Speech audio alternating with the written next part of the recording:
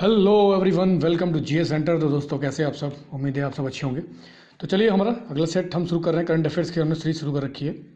तो आज हम नेक्स्ट सेट करने जा रहे हैं। 10 सेट हमारे कंप्लीट हो गए हैं। आज हमारा 11वें नंबर का सेट है। तो चलिए जल्दी शुरू करते हैं। पहला पॉइंट देखते हैं कि करेंसी स्वैप एग्रीमेंट। तो करेंसी स्वैप एग्रीमेंट किया गया है, किसके बीच में किया गया है? भारत ने किया है। किसके साथ किया है ये? अब ये क्या है आपका? मालदीव के साथ। इसको ध्यान रखना कि भारत ने करेंसी स्वैप एग्रीमेंट किसके साथ किया है? तो मालदीव के साथ किया है। करेंसी स्वैप का मतलब क्या होता है कि मतलब हमारा रुपया और मालदीव का जो रुपया है, मालदीव का भी रुपया यूज़ होता है। तो हम अपने रुपये मतलब क्रेडिट वैल्यू दी जाती है यहाँ पर। करेंसी स्वैपिंग का मतलब है कि आपको अब हमारी करेंसी में कर लीजिए व्यापार, हम आपकी करेंसी में कर लेंगे, ठीक है। तो ध्यान रखना इस चीज़ को। तो काफ़ी इंपॉर्टेंट पॉइंट है कि भारत ने अभी हाल में किस देश के साथ करेंसी स्वैपिंग एग्रीमेंट किया है। तो क्योंकि देखो, withdrawal can be made in US dollar, Indian rupees and euros can be reverse currency swap agreement, ठीक है। तो बस इतना ध्यान रखना है कि भारत ने अभी हाल में करेंसी स्वैप एग्रीमेंट किसके साथ किया है? तो मालदीव के साथ किया है। तो ये काफ़ी इंपॉर्टेंट पॉइंट हो जाता है, ठीक है। आगे हम देखते हैं, उसमें कुछ इंपॉर्टेंट पॉइंट नहीं है। अगला पॉइंट है कि वर्ल्ड ट्रेड सेंटर। तो भारत में वर्ल्ड ट्रेड सेंटर कहाँ बनने जा रहा है? तो ये बनने जा रहा है आपका झारखंड में, झारखंड की राजधानी रांची में।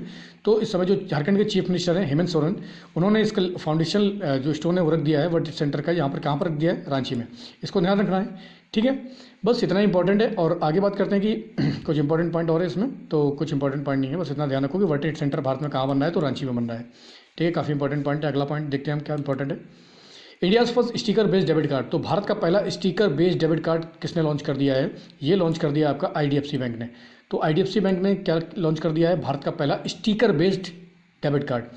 तो देखो, जब भी ये सब काम होते हैं, डेबिट कार्ड, क्रेडिट कार्ड वगैरह कुछ भी ऐसे होते हैं, तो national payment corporation of India NPCI के द्वारा ही किए जाते हैं। लॉन्च फर्स्ट स्टेप, इसका नाम क्या किया गया है? इसका नाम क्या गया है? फर्स्ट ऐप, ठीक है। तो फर्स्ट ऐप, इस चीज़ को ध्यान रखना, India first sticker based debit card. इससे क्या होगा कि जो ट्रांजैक्शन है, ट्रांजैक्शन करने में काफ़ी आसानी हो जाएगी। और यहाँ पर क्या किया जा रहा है? बहुत सारी एआई को डाला जा रहा है काम में, जिससे कि क्या हो सके, ज़्यादा दिक्कत ना हो। It's enable transcription up to 5000 without a pin. अब इसमें एक फ़ायदा जरूर होने वाला है कि 5000 कम से कम, ज़्यादा से ज़्यादा 5000 के विड्रॉल, मतलब अगर आपको 5000 तक का विड्रॉल करना है तो आपको एटीएम में पिन डालने की जरूरत नहीं है। आप स्टिकर बेस्ड है तो आप वैसे ही इसको कैरी कर सकते हैं, ले सकते हैं, ठीक है। तो ये काफ़ी इंपॉर्टेंट पॉइंट है, इसको ध्यान रखना है कि 5000 तक के विड्रॉल पर आपको क्या नहीं करने की जरूरत है? पिन डालने की जरूरत नहीं है। अगला पॉइंट देखते हैं, तो काफ़ी इंपॉर्टेंट पॉइंट हो जाता है कि भारत का पहला स्टिकर बेस्ड जो कार्ड है वो किसने लॉन्च कर दिया है? जो आपका डेबिट कार्ड है वो आईडीएफसी बैंक ने, ठीक है। अगला है कि first floating finance literacy camp. तो first floating finance literacy camp का किसने यहाँ पर लॉन्च किया है? तो ये है आपका इंडिया पोस्ट पेमेंट बैंक ने। तो किसने किया है? इंडिया पोस्ट पेमेंट बैंक ने has organise India first floating financial literacy camp in Srinagar. और कहाँ पर किया गया है? क्योंकि श्रीनगर मतलब झील में किया गया होगा। कौन सी झील में किया गया है? डल झील में किया गया। तो डल झील कहाँ पर? श्रीनगर में। इसको ध्यान रखना। तो यहाँ पर किसके द्वारा ये इनिशिएटिव उठाया गया? तो इंडिया पोस्ट पेमेंट बैंक के द्वारा भारत का पहला फ्लोटिंग फाइनेंस लिटरेसी कैंप कहाँ पर लगाया गया है? श्रीनगर में। तो इसको ध्यान रखना है, ठीक है। बस अगला पॉइंट हम देखते हैं क्या है। अगला पॉइंट हमारा निकल के आता है कि बैंक नोट,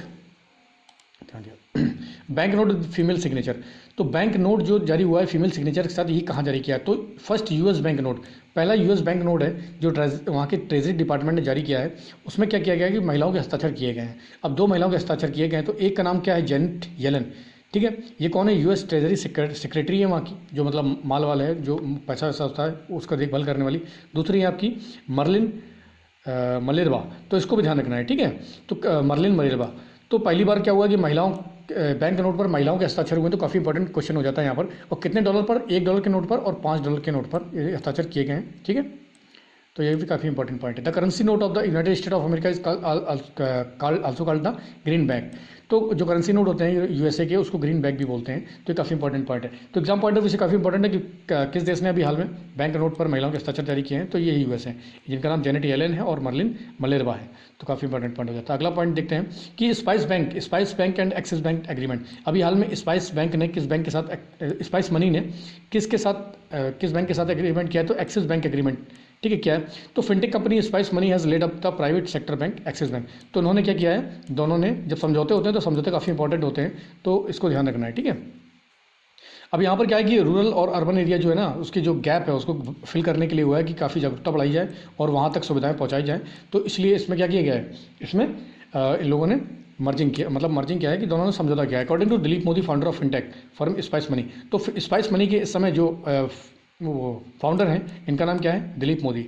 तो उन्होंने क्या किया है कि this will make thousand of rural people financially empowered. तो यहाँ पर फाइनेंशियली जो रूरल एरिया के जो लोग हैं, ग्रामीण क्षेत्र के लोग हैं, उनको फाइनेंशियली किस प्रकार से इंपावर्ड किया जाए, उसके लिए ये इनिशिएटिव उठाया गया है, तो इसको ध्यान रखना है। ठीक है, चलिए अगला पॉइंट देखते हैं हम। अगला पॉइंट हमारा निकल के आता है कि रुपए क्रेडिट कार्ड। अब हाल में रुपए क्रेडिट कार्ड किसने जारी किया है? तो रुपए क्रेडिट कार्ड जारी किया गया है किस एनपीसीआई के द्वारा। किसके द्वारा जारी किया गया है? एनपीसीआई के द्वारा रुपए क्रेडिट कार्ड भी जारी कर दिया गया है। तो रुपए credit card will not attract any charges of 2000, मतलब अगर आप रुपए क्रेडिट कार्ड का यूज़ करते हैं तो 2000 तक के अगर आप विड्रॉ करते हैं तो 2000 तक आपका कोई भी चार्ज नहीं लगेगा। तो ये काफ़ी अच्छा इनिशिएटिव उठाया गया है, तो जिससे क्या है रुपये को बढ़ावा दें। तो भारत क्या कर रहा है कि भारत रुपये को ना ग्लोबली पहुंचाना चाहता है, तो इसलिए बहुत सारे इनिशिएटिव इसको लेकर उठाए जा रहे हैं। It will provide a seamless and digitally enabled credit card experience for the customer. तो काफ़ी अच्छा कदम है, तो ध्यान रखना। एनपीसीआई ने किसने लॉन्च किया? तो एनपीसीआई ने लॉन्च किया। और कितने रुपए तक छूट मिलने वाली? 2000 रुपये की क्रेडिट कार्ड तक। ठीक है, 2000 रुपये का यूज़ करते हैं आप, विड्रॉल करते हैं, तब तक आपको क्या मिलने वाला है? कुछ भी चार्ज नहीं लगेगा। अगला देखते हैं, largest producer consumer and exporter of sugar. तो भारत अभी हाल के लेटेस्ट डेटा के अनुसार भारत कौन सा देश बन गया है सबसे बड़ा चीनी का उत्पादक, उपभोक्ता और निर्यातक? ठीक है, तो ये बन गया भारत। तो भारत दुनिया का सबसे बड़ा लार्जेस्ट प्रोड्यूसर बन गया है, कंज्यूमर बन गया है एंड एक्सपोर्टर भी बन गया है। तो काफ़ी इंपॉर्टेंट पॉइंट हो जाता है एग्जाम पॉइंट ऑफ व्यू से, तो इसको भी ध्यान रखना है कि दुनिया में सबसे ज़्यादा चीनी का उत्पादन कौन करता है? तो भारत करता है। बेचता कौन है? तो भारत करता है। कंज्यूम करता है तो भारत करता है। तो इसको ध्यान रखेंगे। ठीक है, अब अगला देखते हैं यहाँ पर। तो ये अभी लेटेस्ट डेटा दिया गया है, 2021-22 का डेटा है, तो इसको भी ध्यान रखेंगे हम। अगला पॉइंट हम देख लेते हैं। अगला पॉइंट यहाँ पर दिया गया है कि REC limited, Maharatna status of the company. तो अभी हाल में महारत्न कंपनी किसको बना दिया गया है? तो ये है आपकी आरईसी लिमिटेड को। तो काफ़ी इंपॉर्टेंट पॉइंट है। इसका फुल फॉर्म क्या है कि रूरल इलेक्ट्रिफिकेशन कॉर्पोरेशन। तो मोस्ट इंपॉर्टेंट पॉइंट इसको ध्यान रखना है कि अभी हाल में किसको महारत्न कंपनी का दर्जा दिया गया है? तो रूरल इलेक्ट्रिफिकेशन कॉर्पोरेशन को महारत्न कंपनी का दर्जा दिया गया है।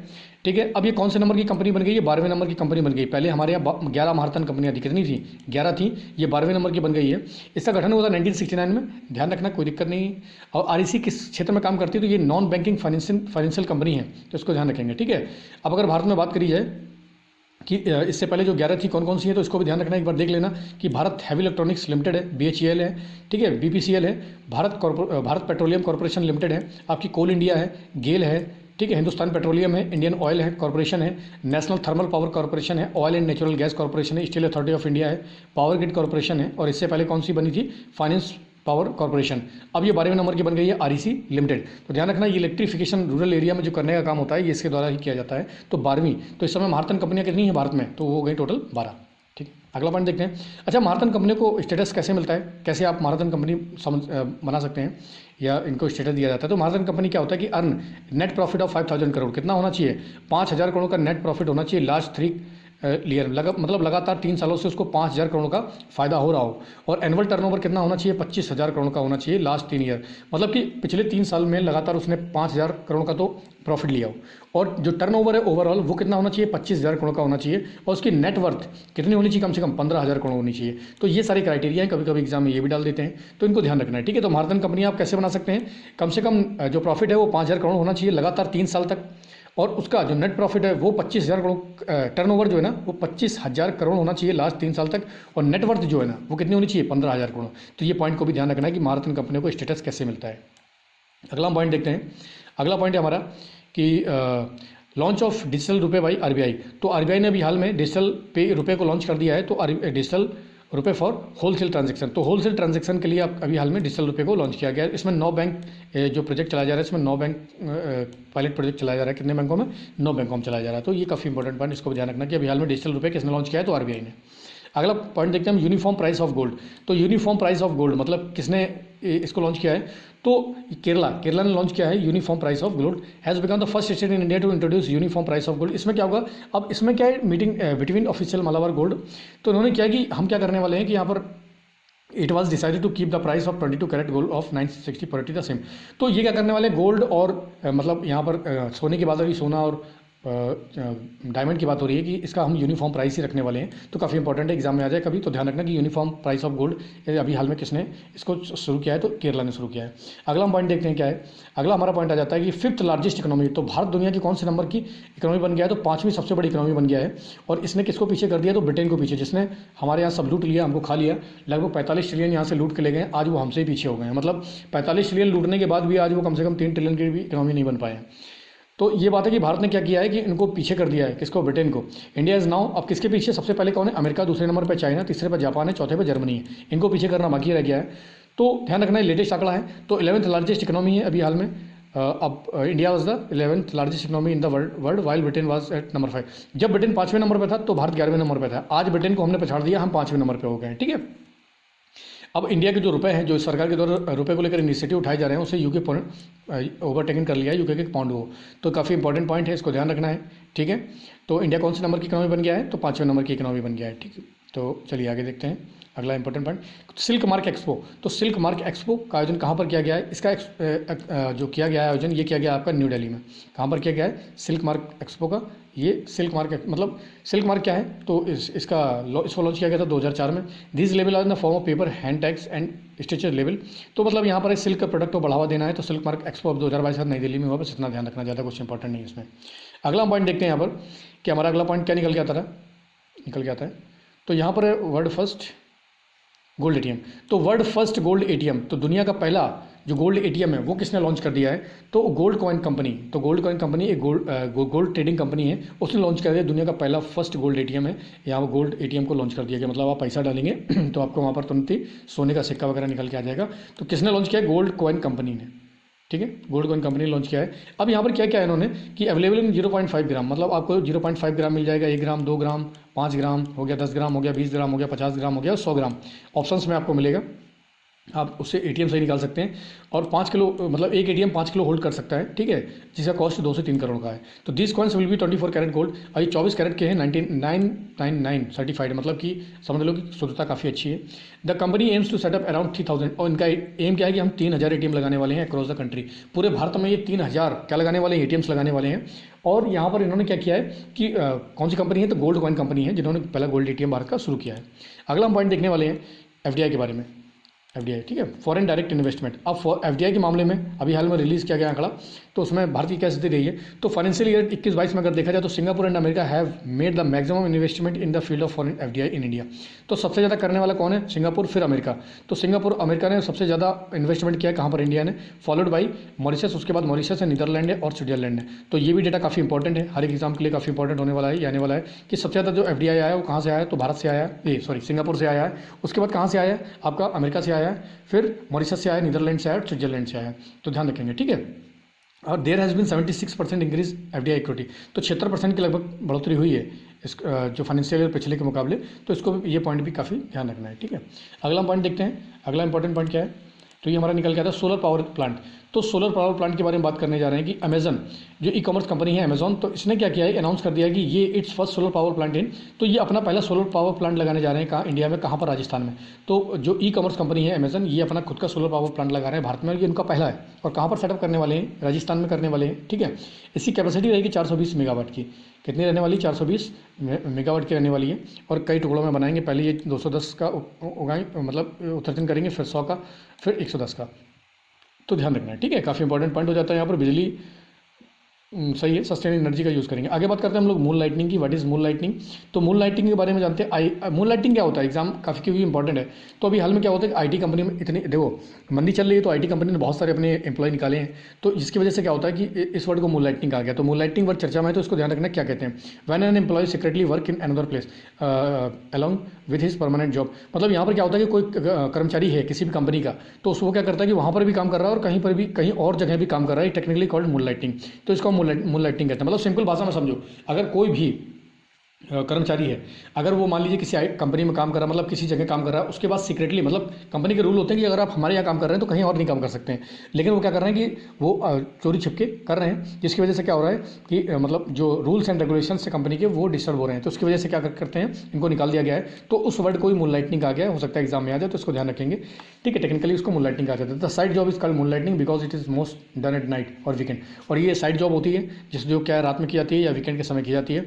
तो अभी हाल में विप्रो कंपनी कौन सी है, विप्रो ने अपने 300 एम्प्लॉय को फायर कर दिया है। क्या कर दिया है, 300 एम्प्लॉय निकाल दिए, किसकी वजह से, चार्जिंग ऑफ मून लाइटनिंग। तो विप्रो काफ़ी जानी मानी कंपनी है। जल्दी बताओ कि विप्रो के संस्थापक कौन है, तो विप्रो के संस्थापक कौन है, ये कमेंट करके मुझे बताओ कि विप्रो के संस्थापक कौन। अगला देखते हैं रुपे बिजनेस। अब यूको बैंक ने क्या किया कि India public sector lender UCO bank is the first bank to receive the Reserve Bank of India approval for rupee trading. अब आरबीआई ने पहली भारत की बैंक बन गई यूको बैंक, जिसको बोला कि आप ट्रेडिंग कर सकते हैं रुपए में, ठीक है, किसमें, रुपए में कर सकते हैं। जुलाई RBI announce decision to allow Indian bank to trade in Indian currency. अब भारतीय करेंसी में ये कर सकते हैं कौन, इंडियन बैंक कर सकते हैं। और पहला बैंक कौन सा बन गया है, यूको बैंक बन गया है। RBI is allowed also allowed trade agreement between other countries like India, Sri Lanka and Russia. तो और भी इंडिया, श्रीलंका और रशिया में भी ये ट्रेडिंग कर सकते हैं, किसमें, रुपए में कर सकते हैं बैंक, ठीक है, डॉलर की जरूरत नहीं है यहाँ पर। तो काफ़ी अच्छा इनिशिएटिव उठाया गया है भारतीय बैंकों को प्रमोट करना, आगे बढ़ाना। तो पहला बैंक कौन सा बन गया जो ट्रेडिंग करने वाला है इन रुपए में, वो बन गया आपका यूको बैंक। तो ये थे आज के इंपॉर्टेंट करंट अफेयर्स। तो इनको लगातार रिवीजन करते रहो, काफ़ी इंपॉर्टेंट है और एग्जाम पॉइंट ऑफ व्यू से तो काफ़ी ज़रूरी हैं ये सारी चीज़ें। तो जैसे एफडीआई वगैरह आ गया, ये ध्यान रखना है और डेटा भी ध्यान रख लेना है। और भारत का पहला गोल्ड एटीएम कहाँ बनने वाला है, तो ये सारे के सारे पॉइंट आपको क्या करने हैं, ध्यान रखने हैं। तो चलिए लगातार रिवीजन करके लगातार पढ़ाई करिए। आज के लिए इतना ही बहुत है। जय हिंद।